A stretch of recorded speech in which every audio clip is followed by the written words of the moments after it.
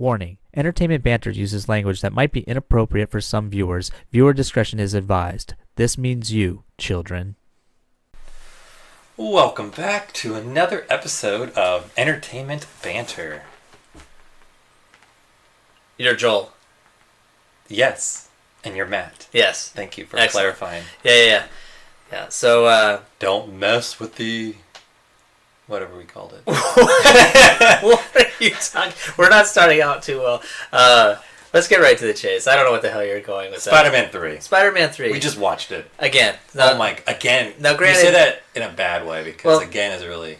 Well, first of all, our viewers, Ooh-wee. because we recorded, we made that pact with ourselves that before we started posting these podcasts that we would have a certain amount before we started doing it. I just didn't want people to think that we just saw Spider-Man 3 with Tobey Maguire for the first time. You know what I mean? To be honest, I think that was the second time I've only seen it. Really? Which is hats off to me because that was a horrible movie. Well, just so you guys know, the reason why we're talking about Spider-Man 3 is Awful. Joel really, he's a fan. Awful. He loves it. It's like his favorite movie of all time. Destroyed my childhood. So, we're going to talk about Spider-Man 3, Tobey Maguire, Sam Raimi. Okay, so let's Ashton... No, not Ashton Kutcher. Why would I say that? That's somebody's show because of Topher Grace. Yeah. So let's backpedal a little bit before we start just destroying this film. Sure, let's backpedal. We're going to go back to how when Sam Raimi brought out Spider-Man, such great hopes was going to come from it because it was such a great movie for what it was. Yeah. Well, and we haven't seen many more. I mean, we saw the X-Men movies from Bryan Singer, but this was something different. It was more closer to the comic books. Right. It was something real. Well, here, let's back up. So let's back up more than that. We're going back to the 1960s? Where are we going? No, we're going back in time to...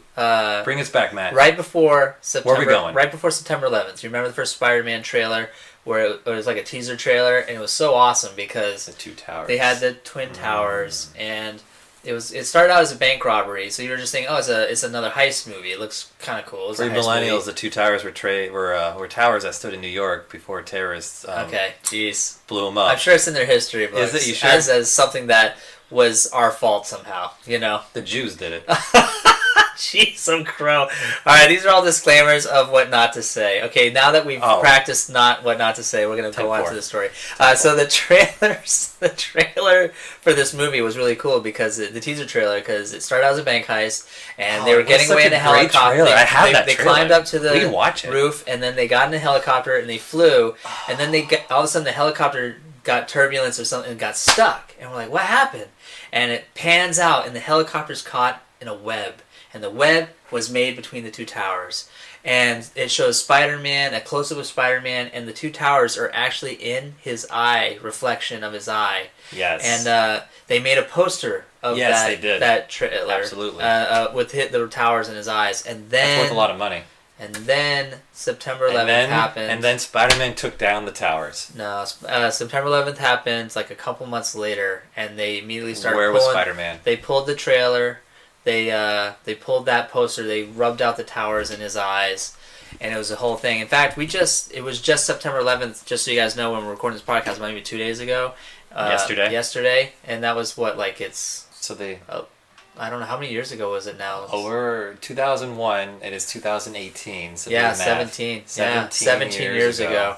Well, it's interesting you say where was Spider-Man. We're already bantering, but they actually made. They made the comics. They made the comics about that. I have the comic. Like every character, every superheroes, even DC touched on it with the what was it? But there were Lex Luthor towers. It's funny you should say that. Where was Spider-Man? Because they made I think it was the Amazing Spider-Man. I don't know what number it was, but the whole cover 911 was. Oh really? No, I was just joking. Jeez, I have to go back and look at it. I have it, but it was all black.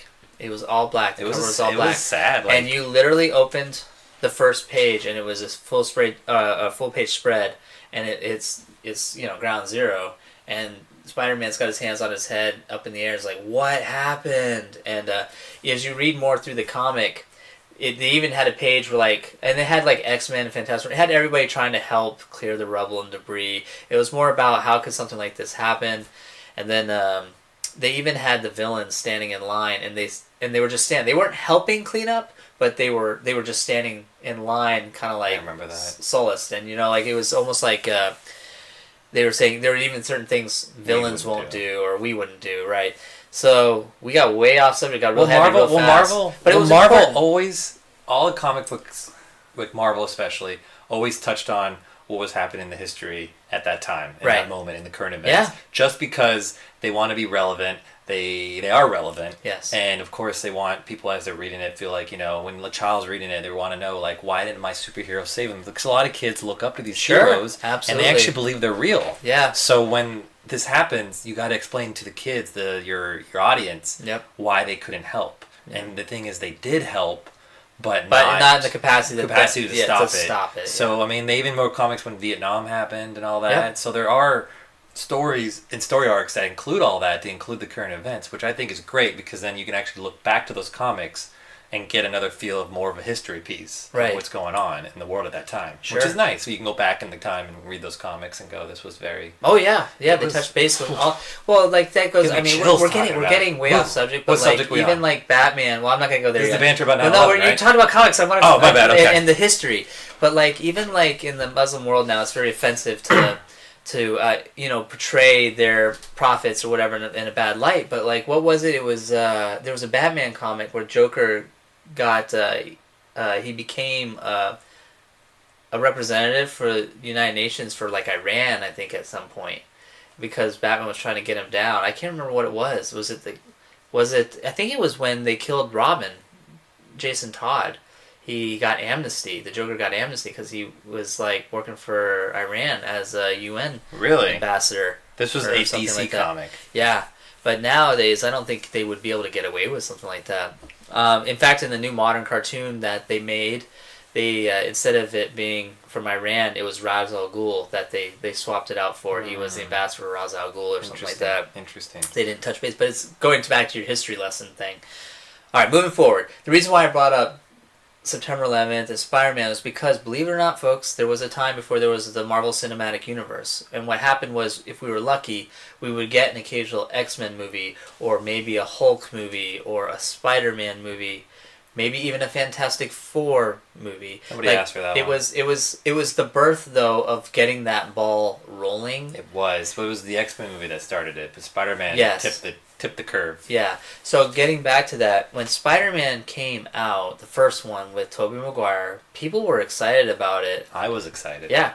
And I'll be honest with you, for the first one, I liked the first one. I did too. I thought it was a well-rounded thing. They focused on all the right things. They did a beautiful job introducing, Spider-Man, Peter Parker, Mary Jane Watson. They had the Green Goblin. The Green Goblin, but also people like Aunt May and Ben Parker.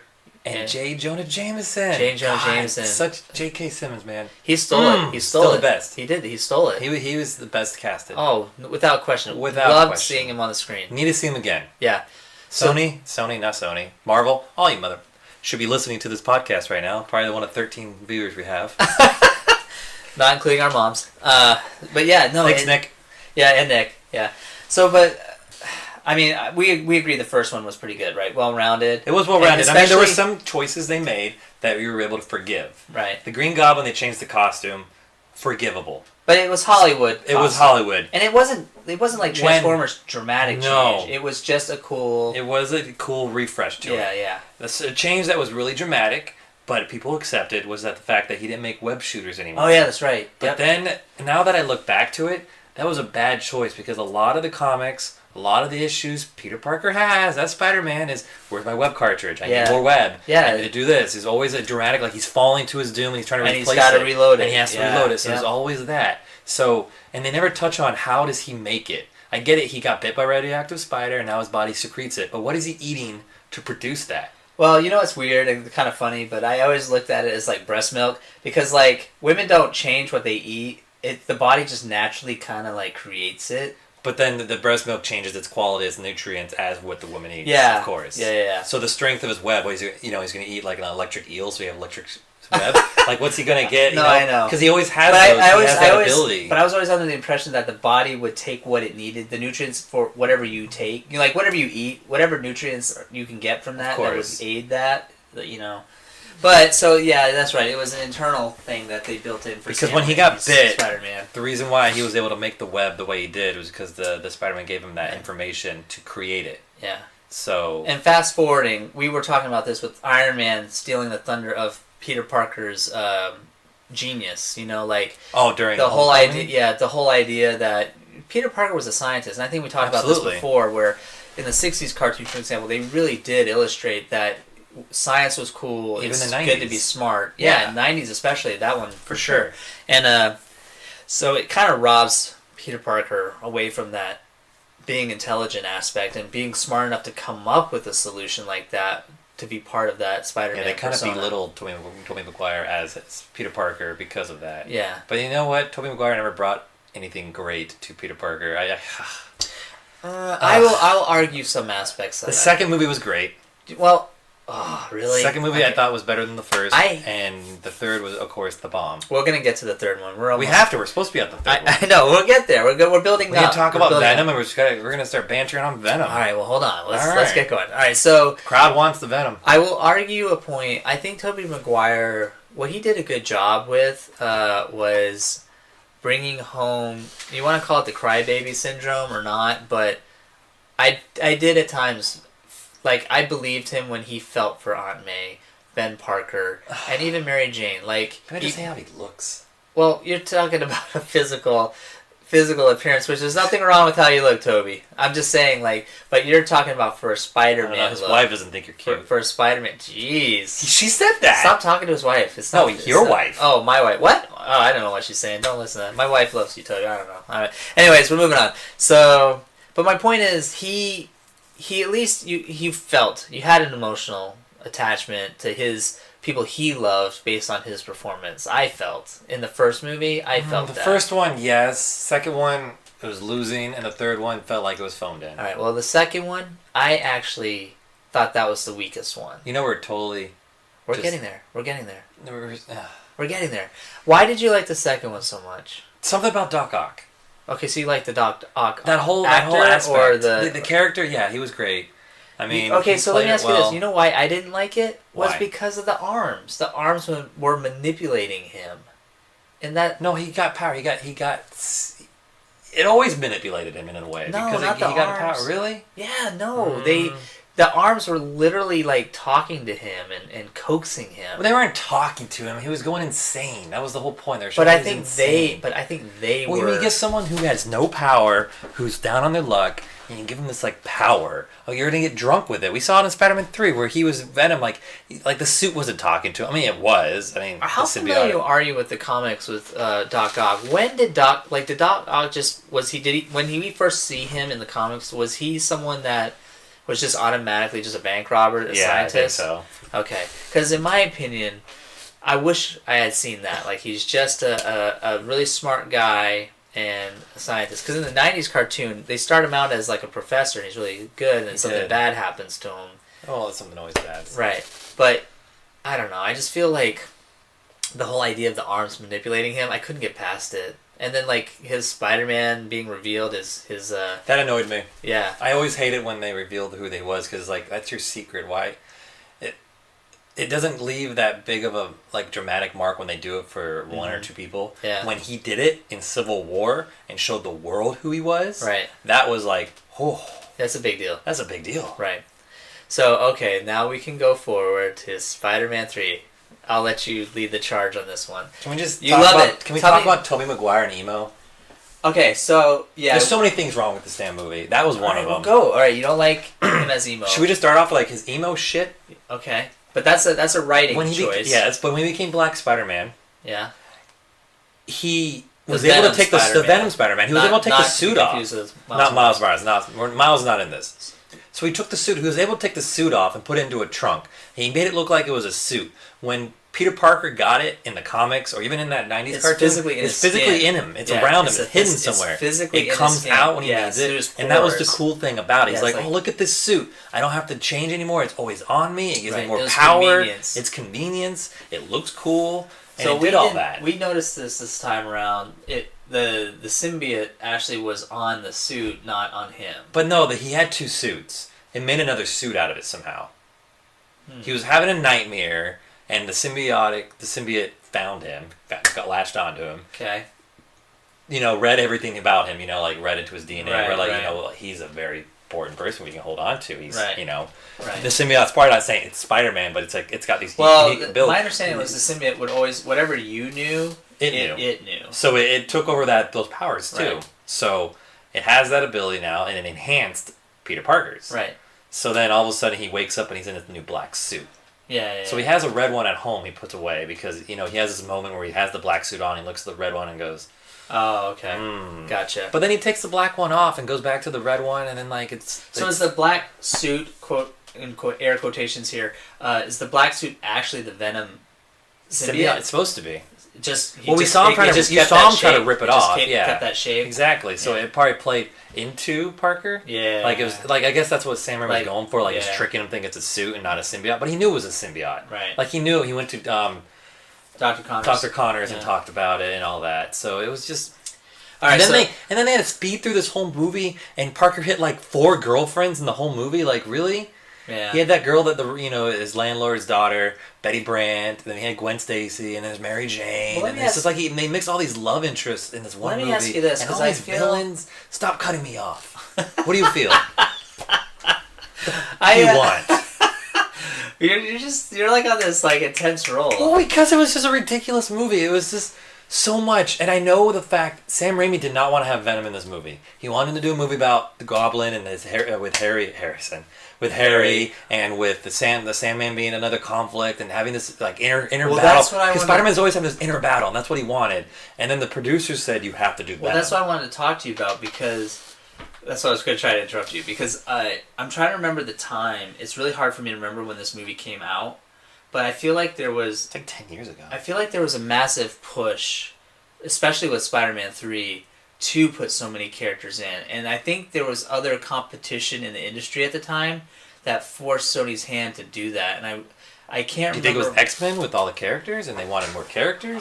Maybe... They were pushing for Sinister Six, we knew that. I don't know if it was because something as simple as a toy line, or I feel like...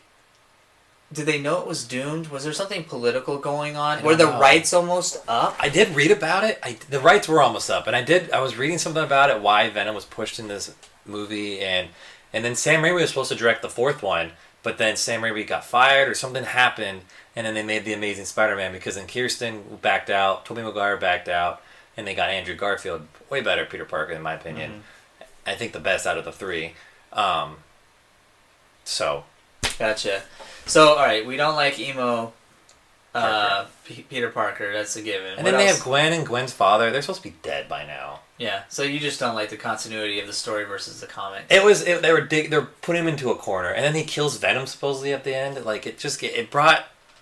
You pushed Pussy into a corner. Right. He didn't know what to do at that point, and then it started getting choppy.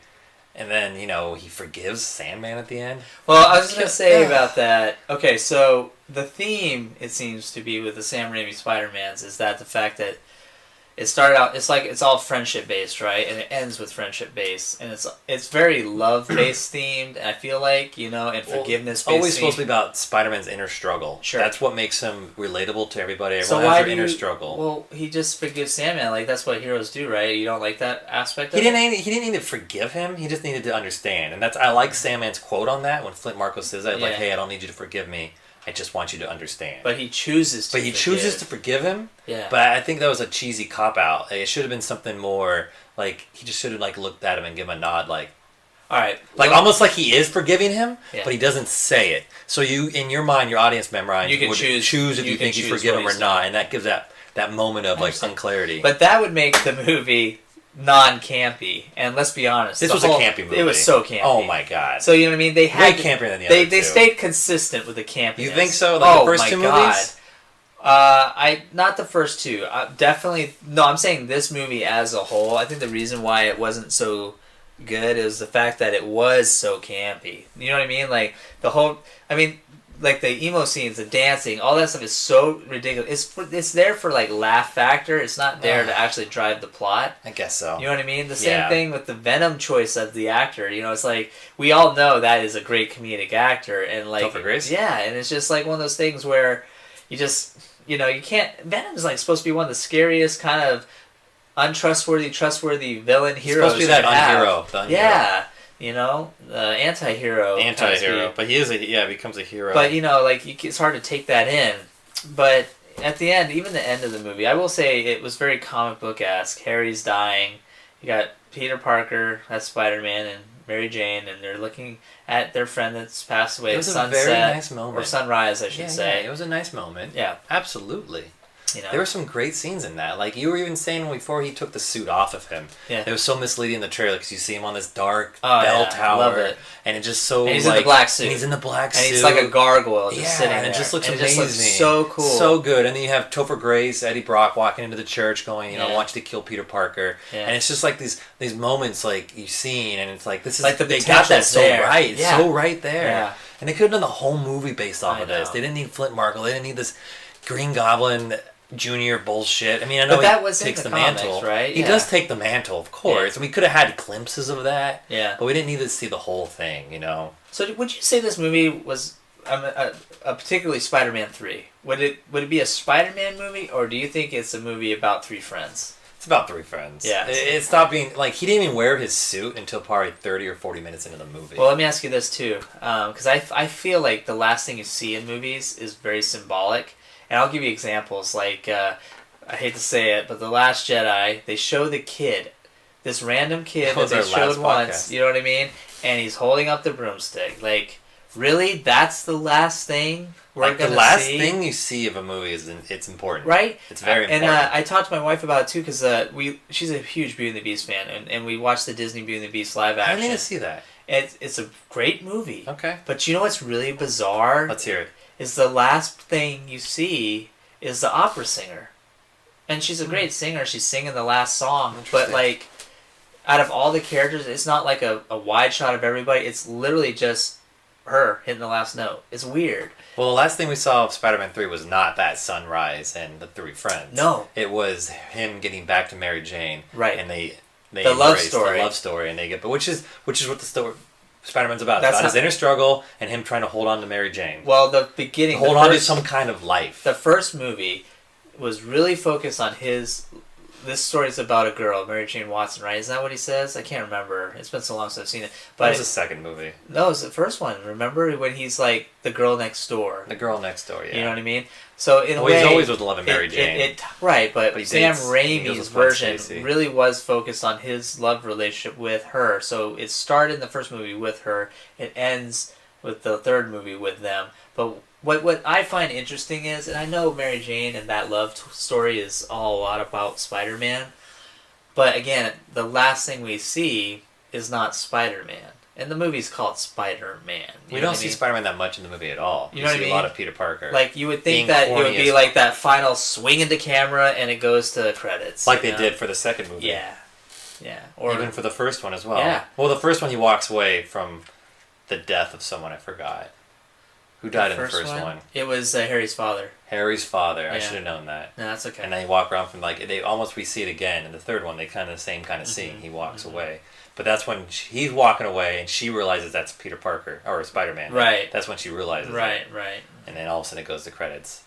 And is he walking towards camera at the funeral? Is that how it ends? Or does it end with him swinging? He is. I think it ends with him swinging at that one, but pretty much the last scene is him walking towards the camera with a small smile because she's staying back by the grave. Gotcha. And then this one, she's walking towards the camera and he stays by the grave. Do you know the difference? Yes. Yeah. So let me, we're short on time for this podcast, so let's... Why you gotta announce that we're on a podcast? We're just two guys bantering. Oh, we're just bantering. We hate each other. Actually, I didn't even know. We're podcasting? This is amazing. Shut up. Oh my gosh, there's so much love right now. You see the fucking microphone. Alright, so you gotta tell me... What was the, like...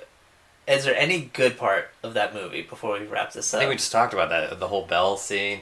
There was so much... Well, you really are not liking this one. So no, you made me watch it. You left me for like 20 minutes down there.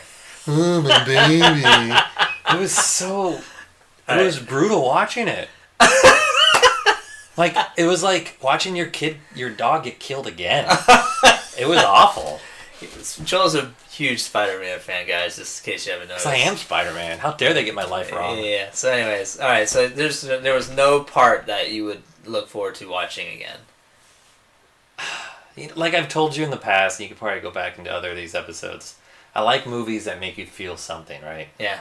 Make you tingle. And you never felt that? I did. Didn't I say that as we're watching it? Like, I actually felt some feels during this movie, more than I ever felt during the newer Spider-Man and Civil War and Infinity War when he disappeared. Like, I didn't feel any tingles. When you told me what you wanted him to say, I was like, ooh. Oh, wait, for Civil War. Yeah. No, for Infinity War when he disappeared and died. That's what I meant. Yeah, I got the tingles when you said like what he said. What he said, but what you said he should have said. Yeah. I'm saying said. Yeah. But I got the feels. Yeah. But for this movie, there is moments you get the feels because Sam Raimi is a great director. He does set up the scene really right. The cinematography is fantastic. Yeah. There are moments, but as soon as Toby opens his freaking mouth. So you think it's his performance? I think he's just a horrible actor. Ouch. He has a speech impediment. So do I. And it just pulls you out of it. Because Parker was it makes him more nerdy, I guess. Right. But it's not who I see Peter Parker as. I always saw this Peter Parker as this nerd, but he always held himself well. You know what's interesting?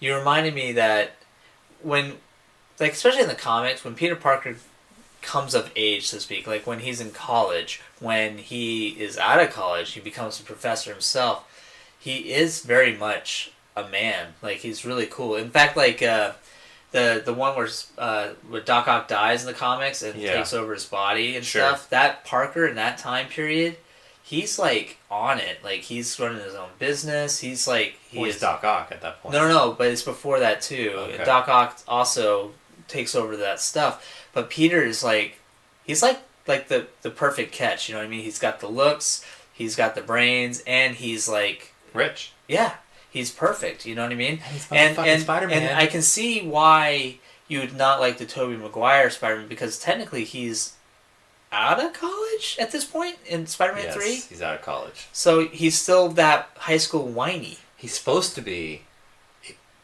college professor at this point. Yeah. Oh no, he was in school. Remember, he was in school. He was his science partner. You're right. So he's still in college, but he's still, like, let's say senior year, right? Maybe in college. He's in his senior year, roughly. Probably at this point. It's probably on the graduating year. So, like, he's still got that high school whine. Like, there wasn't more of an adult aspect to it. There was only one saving grace of all these three movies. Let's break it down. This is my final thought. You ready for it? Bring it. We're gonna bring it in. I'm breaking it down. Okay, break it down. Okay. So we got the Marvel Cinematic Universe, right? Uh-huh. It's great. We got Civil War. We had the idea that Spider-Man was going to enter this universe and it's going to be a fantastic world, right? Yes. And right now he did enter it, and it's fantastic to have Spider-Man in this world. It's fantastic. It's great. You see Spider-Man. He's involved with all the Avengers. It's what we wanted. Right. But now we're having Peter Parker as the Miles Morales' character. Yeah. Which he should have been. Which that's the character that should have been, right? With Ned as his best friend and Michelle Jones as his love interest. You know, these are the characters that, you know, they changed the names a little bit, but that's Miles' life. There's a lot of Miles touching on that, right? So we're bringing it back. Let's go back to before they brought Spider-Man in. Let's say Sony wants to play ball. Yeah. What they should have done is they should have brought Tobey Maguire back. Brought the three movies of Spider-Man that Sam Raimi made you want Tobey into or the would universe. you want, Hold on. I would want Garfield, but let's keep these three movies that Sam Raimi made because they were a little... They worked better for what my purpose is right now. Okay. Bring these movies in. So now you have these three movies in, right? Now they're in the cinematic universe. You don't need this origin story again. You don't need any of that. I know we didn't do another origin story. Homecoming happened. We knew who Peter Parker was. We knew who Spider-Man was. But then you have Tobey Maguire show up to Civil War.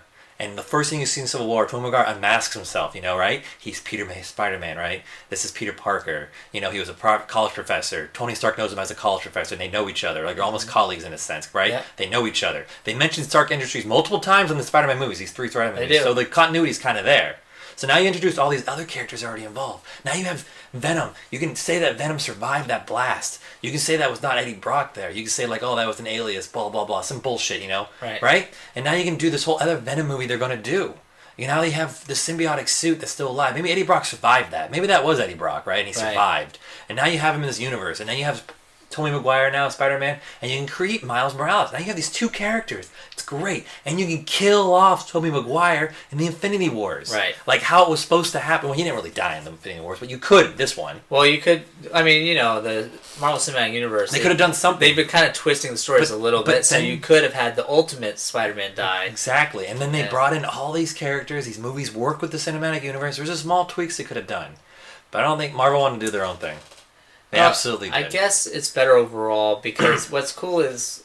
I was talking about this with the wife, too, is if Marvel was smart, if they did Spider-Man right, you know how the Marvel Cinematic Universe has been focused around the Avengers, right? Correct. You know what I mean? Like Correct. every story comes back to the Avengers plot. Yes. Spider-Man could literally be 10 or 20 movies on its own. Absolutely. If they did it right. Absolutely. If they did it right. It could be a separate Marvel Cinematic Universe franchise all on its own. Absolutely. If they did it right. Because Sony dropped the ball. You got so many... Like, I told you before, the Spider-Verse story arc was amazing. They dropped the ball. Well, they could have made it spans of it. They could have done Amazing Spider-Man, the Ultimate Spider-Man. They still might be able to. If they did, if they did Universe Spider-Verse, they could get away with it. Then they could introduce Miles Morales. All right. So, anyways, final thought. I just remember watching Spider-Man 3 for the first time when it was in theaters, and I just thought I was disappointed in it. I thought they tried to add too many villains in. They rushed the story. Those villains deserve their own movies. I like it when we drag things out, not throw them all in at once. So, and then like the overall, I'm gonna kill you, Peter, versus now I'm your best friend, Peter. It worked, I guess, as a friendship Breakfast Club thing, but as for a Spider-Man movie, it didn't work for me. And then Venom was a waste of a character. Oh, I'll tell you, I hate this. Final thought for me too is I hate how they introduced Venom. A random asteroid just lands. I accepted that. That to me was just too. That was the too most, coincidental. Too super lazy writing. Absolutely super lazy writing. Hey, let's go on a picnic. By the way, I hope an asteroid doesn't land near us. Climb on my bike. And his spider sense didn't go off on that. Yeah, exactly. Right? There's a little fire back there. Yeah, it's just like, all right, guys, you know, it's like the writers in Sony and everybody were getting together like, okay, we want Venom. How are we gonna do it? We just wrote the whole script. I don't. Asteroid just comes in, boom, it crawls on his bike.